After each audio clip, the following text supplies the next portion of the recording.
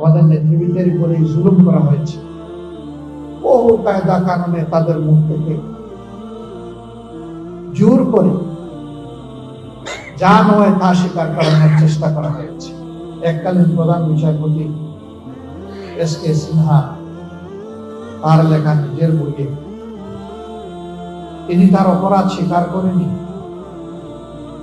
তা তুলে ধরেছে। কিভাবে বিচার নয়, পরিকল্পনা মাফিক ঠান্ডা মাথায় এই নেতৃবৃন্দকে খুন করতে হবে, তার ছল বিচার বিভাগ এবং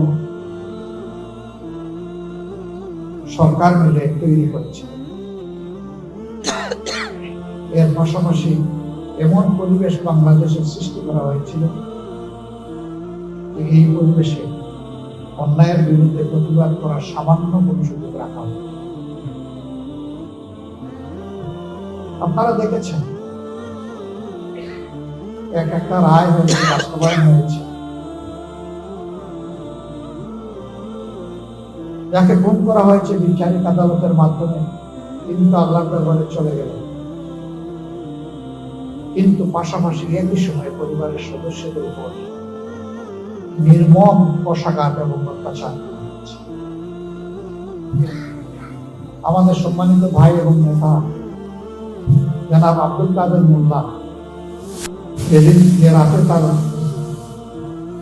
ফাঁসি জোর করে কার্যকর করা হলো, সেই রাতে তার বাসায় হামলা করা হলো, তার পরিবারের সদস্যদেরকে নাজেহাল করে শারীরিকভাবে কষ্ট দিয়ে তারপরে তাদেরকে জেলে ফেলে দেওয়া। এক একটা পরিবার ছিন্ন ভিন্ন হয়ে গিয়েছে, কোথায় কে গিয়েছে দেশে বিদেশে, হিসাব পাওয়া কঠিন, এরকম অবস্থা। আজকে যা রায় হলো, তার একটা মেয়ে ছাড়া দেশে একটা ছেলেটাও দেশ থেকে চলে যেতে বাধ্য হয়েছে। মাঝখানে একবার হিম্মত করে এসেছিল, ভয়ঙ্কর ছাপ তার উপর তৈরি হওয়ার কারণে আমরাই বলছি বাবা চলে। স্কাইপ কেলেঙ্কারির ঘটনা গোটা বিশ্ব নিগৃহীত হয়েছে, তিরস্কৃত হয়েছে। গোটা বিচার প্রক্রিয়ার সময় দুইটা টর্চার সেল গড়ে তোলা হয়েছিল। নাম দেওয়া ছিল সেফ হোম, আরেকটার নাম দেওয়া হয়েছিল সেফ হাউস। সেফ হোমে ভিকটিম নেতৃবৃন্দকে নিয়ে নাজেহাল করা হতো।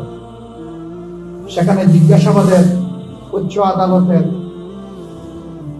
নির্দেশনা ফলো করা হয়নি, লঙ্ঘন করা হয়েছে।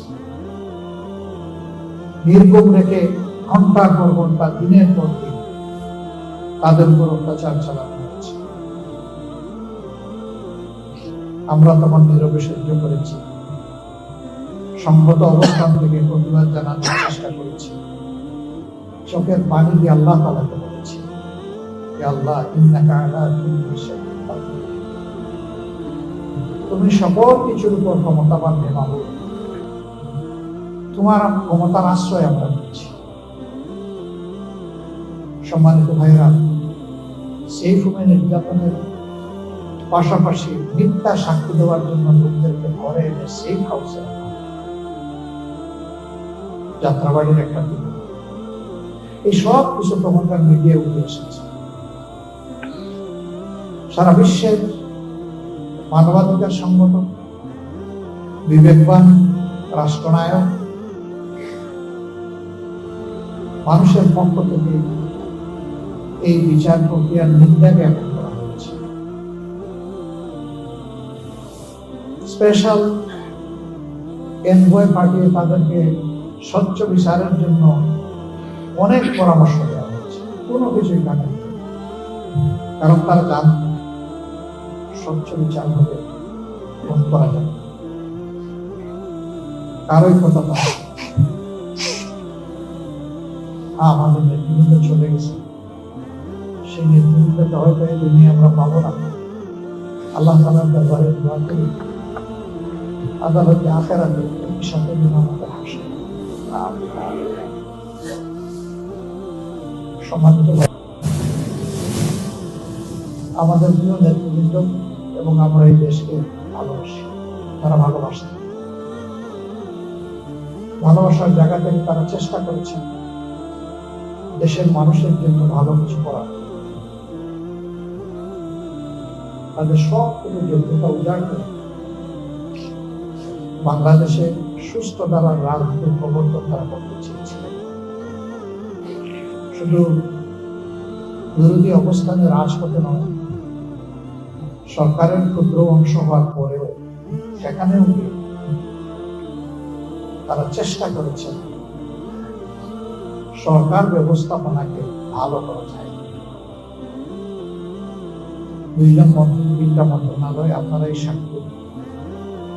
আল্লাহ তাআলা এই বান্দাদেরকে বিশেষভাবে সাহায্য করেছিলেন। তারা সততা এবং স্মার্টনেসের সাথে পুরা সময় জুড়ে তারা তাদের দায়িত্ব পালন করে। এক বিরল প্রমাণ বাংলাদেশের জনগণের জন্য রেখে গেছে। সততা নজিরবিহীন উদাহরণ তারা রেখেছে। আমরা আশা করি তাদের এই অবদান জাতিকে অনুপ্রাণিত করবে যুগের পর যুগ, শতাব্দীর পর শতাব্দী। সরকারি বাহিনী অব্যাহত রয়েছে, নির্যাতন করে ভারতের মাটিকে ফেলে এসেছে, জেল কেটে কষ্ট করে দীর্ঘদিন পর তিনি ফিরে এসেছেন। আল্লামা দিলওয়ার হোসেন সাইদি, তিনি শুধু জামাত ইসলামের সম্পদ ছিলেন, তিনি শুধু বাংলাদেশের মানুষের সম্পদ ছিলেন, তিনি ছিলেন বিশ্বের বিশ্বাসী মানুষের সম্পদ। তার সাথে কি আচরণ করা হয়েছে আপনারা দেখেছেন। আর এই মামলার ব্যাপারে সঠিক ঘটনা বলতে সাহস করে সুখরঞ্জন বাড়ি এসেছে, কিন্তু আইনজীবীর গাড়ির দরজা খুলে সেখান থেকে তাকে উদ্ধার করে নিয়ে যাওয়া। এর আগে বাংলাদেশের আদালতে জীবন অপমান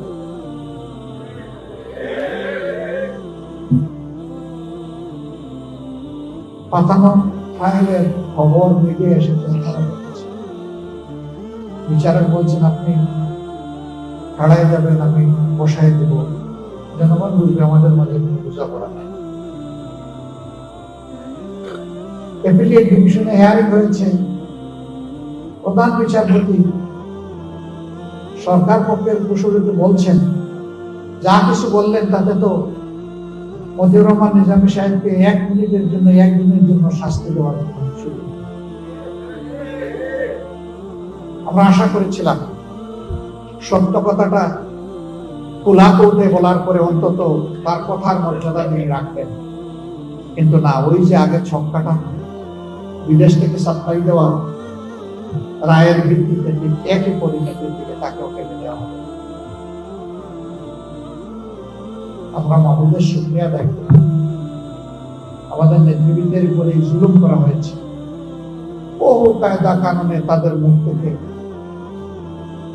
জোর করে যা নয় তা স্বীকার করানোর চেষ্টা করা হয়েছে। এমনকি রায় বাস্তবায়নের আগেও ষড়যন্ত্র করা হয়েছে।